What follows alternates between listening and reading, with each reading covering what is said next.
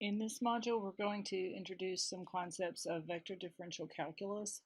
As I said in the Module 3 introductory video, this part of the module should be primarily a review for most of you. Most of you, I assume, have had a Calculus 3 course, which is what most of this material is, which is why we're not going into great depth on many of the topics. So I will rush through some of the slides because I'm assuming that you already know much of this material.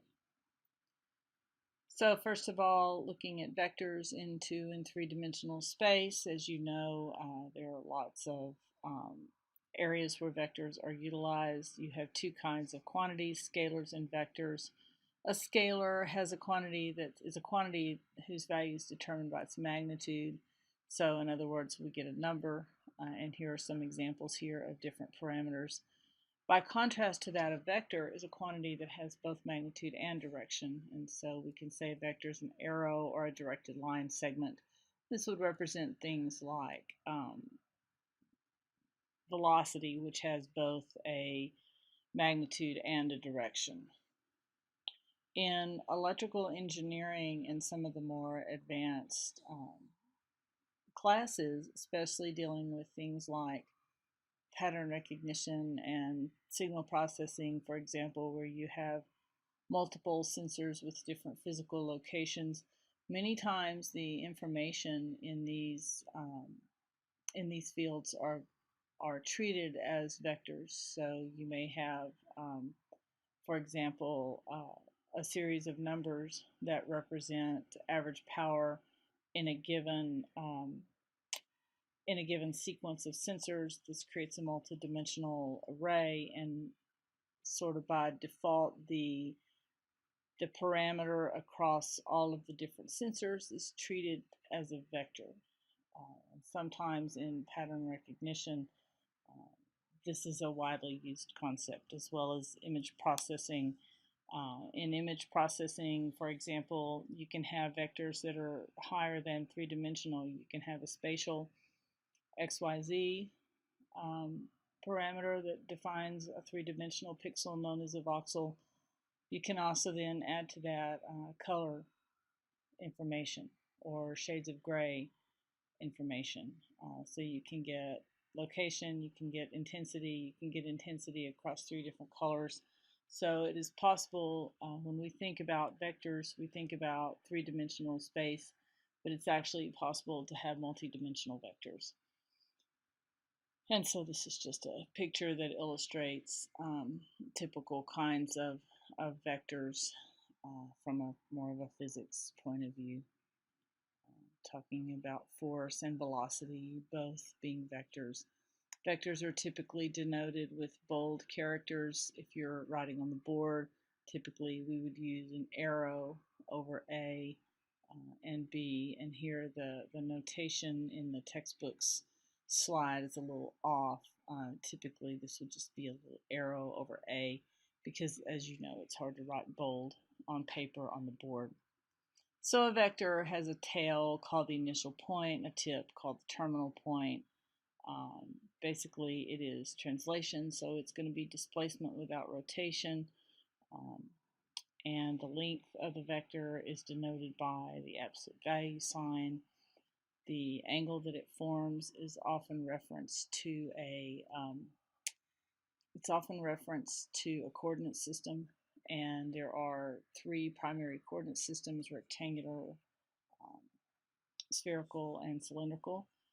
In here we're just going to talk about rectangular, but I will link you to some information that will discuss the various parameters in spherical and cylindrical coordinates. So this is just an example of how triangle P is being translated, making it triangle Q. This is illustrated with like a physical spatial triangle moving, but as many of you know who deal with pattern recognition, image processing, etc., oftentimes translations are done on data sets. So you take it in one space and translate it to another space, and there's a vector that accomplishes that.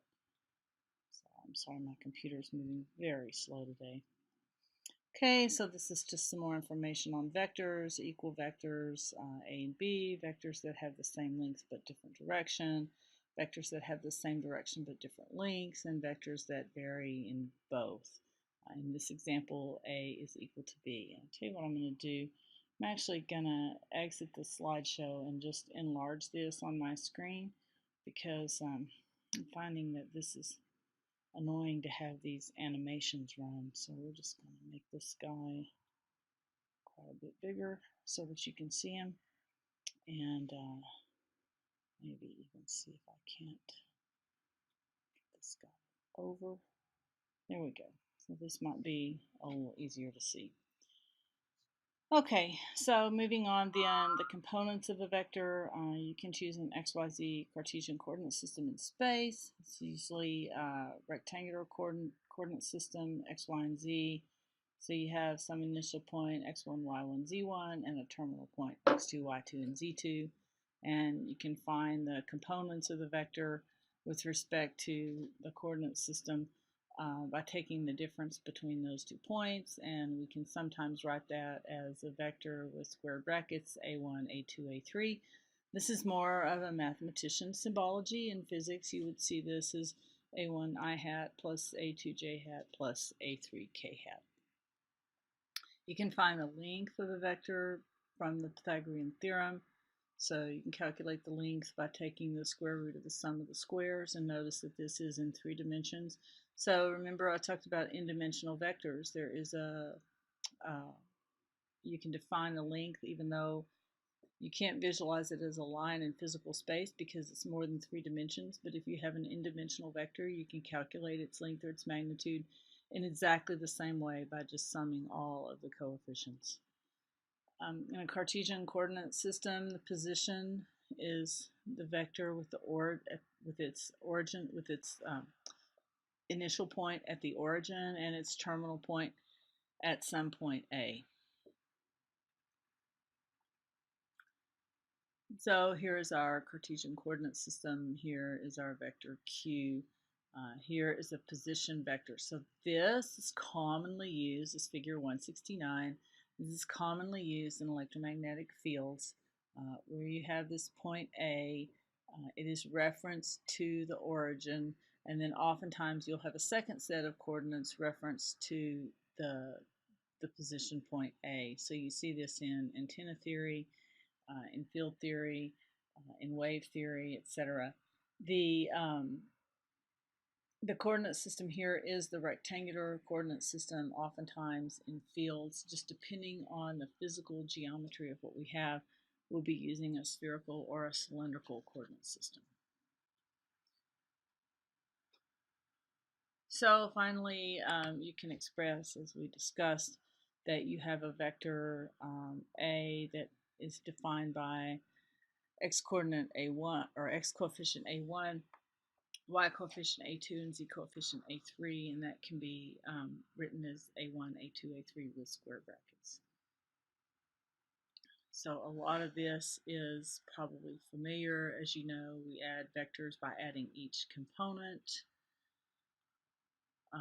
And also, let me go back. You can, of course, you probably know this as well. You can also do that graphically, placing head to tail and then drawing what's referred to as the resultant vector C. So that's how we do vector addition. Here are some basic properties of vector addition. It basically obeys all of the normal numerical and algebraic rules.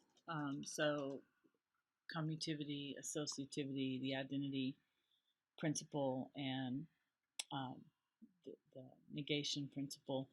So there's really nothing new here. It just says under addition, vectors behave pretty much like scalars. Here is some illustration of that graphically that we'll skip over. You can write multiple sums. You can also use multiplication for a plus a. You can write that as 2a, and so on.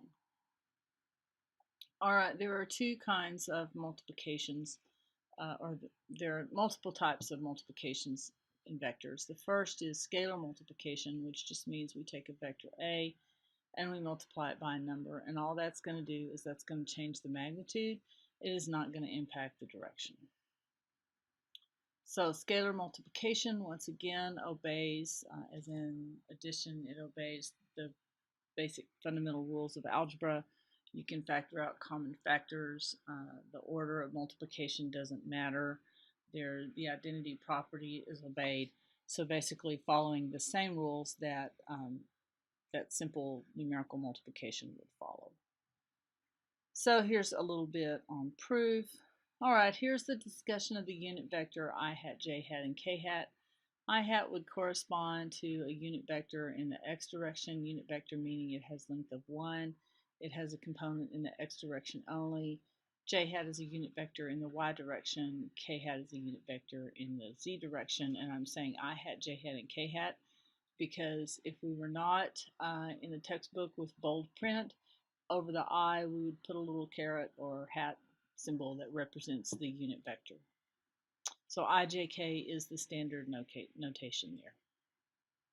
And here actually they are illustrated in the XYZ coordinate system.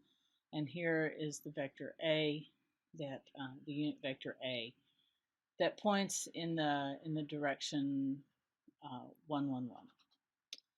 So that concludes the introduction of the definition of a vector and addition and multiplication by a scalar. I'm going to stop the video at this point in order to keep these videos relatively short, and we will pick up with the inner and outer products in the next